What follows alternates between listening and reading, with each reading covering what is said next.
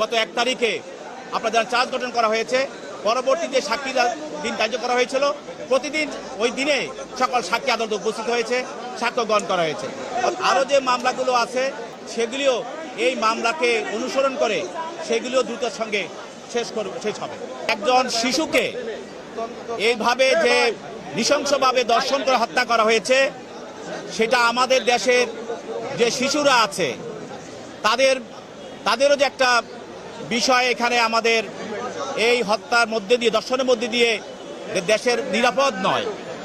অতএব এটাও একটা বিষয় এবং এই বিচারের মধ্য দিয়ে একটা দৃষ্টান্তমূলক শাস্তির মধ্য দিয়ে দেশের মানুষের মনে যেরকম মানুষের মধ্যে একটা আশার সঞ্চার করা এবং আমাদের শিশু বাচ্চাদেরকে এই ধরনের নৃশংস ঘটনা থেকে যেন আগামী দিন রক্ষা করা যায় এবং ধরনের ঘটনা না ঘটে, এই বিচারটা একটি দৃষ্টান্তমূলক ঘটনা হিসাবে, শাস্তি হিসাবে পরিগণিত হবে।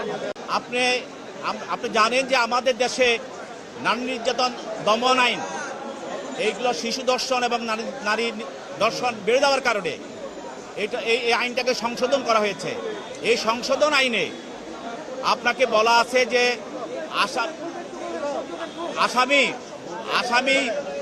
আসামিকে যদি গৃহীত করা হয়, ঘটনাস্থলে গৃহীত করা হয়, তখন ওই 15 দিনের ভিতরে আপনি তদন্ত রিপোর্ট বা শাস্তি দিতে পারবেন এবং যখন বিচার শুরু হবে তখন প্রতি কার্য দিবসেই আপনাকে বিচার কাজ চালিয়ে যেতে হবে।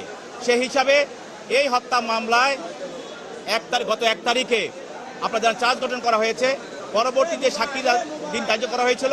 প্রতিদিন ওই দিনে সকল সাক্ষী আদালতে উপস্থিত হয়েছে, সাক্ষ্য গ্রহণ করা হয়েছে। অতএব সেই জন্য এই মামলাটি দ্রুত এগিয়ে যায় এবং আজকে রায় ঘোষণা করা হয়। এবং এই মামলার মাধ্যমে আমরা মনে করি যে আরও যে মামলাগুলো আছে সেগুলিও এই মামলাকে অনুসরণ করে সেগুলিও দ্রুতের সঙ্গে শেষ হবে। এখানে নারী শিশু নির্যাতন দমন আইনে আছে যে 9-এর